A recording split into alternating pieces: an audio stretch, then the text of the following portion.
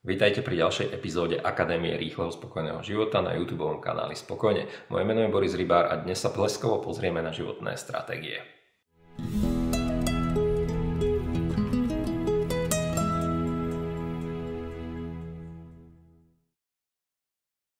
Keď máš v ruke kladivo, celý svet vyzerá ako klinec. Tento skvelý citát však nie je o kladivách a klincoch, ale skôr o tom, že máme tendenciu používať tie isté životné stratégie bez ohľadu na okolnosti. Je to celkom prirodzené, pretože počas života čelíme mnohým situáciám a postupne si vybudujeme pocit, že niektoré životné stratégie fungujú a iné nie.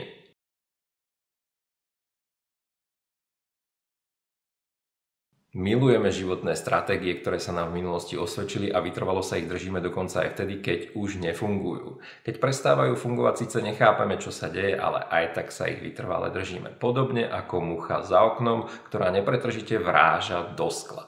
Verí tejto životnej stratégii na základe vlastnej životnej skúsenosti, že letieť za svetlom je dobrá životná stratégia a drží sa tejto stratégie tak vytrvalo, že ju až ráno nájdete na parapetnej doske.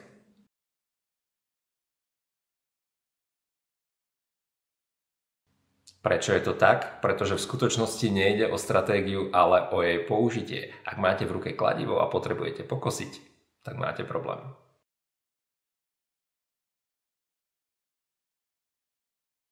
Životné stratégie nie sú nič viac a nič menej ako nástroj, ktoré počas života používame. Z nejakého dôvodu ale podliehame pocitu, že by sme si mali vystačiť s jedným nástrojom na všetky životné situácie. V skutočnosti ale nejde o tom mať jeden nástroj a používať ho na všetko, ale mať množstvo nástrojov a vedieť si vybrať ten, ktorý sa v danej situácii hodí.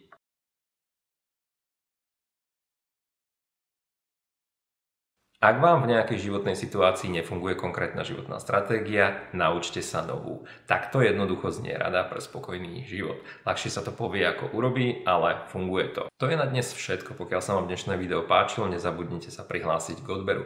Pokiaľ vás o životných stratégiách zaujíma viac, choďte na môj web www.spokojne.sk a vyhľadajte seminár Teória relativity v práci a živote, prípadne ma kontaktujte. Teším sa na vás a hlavne majte sa spokojne.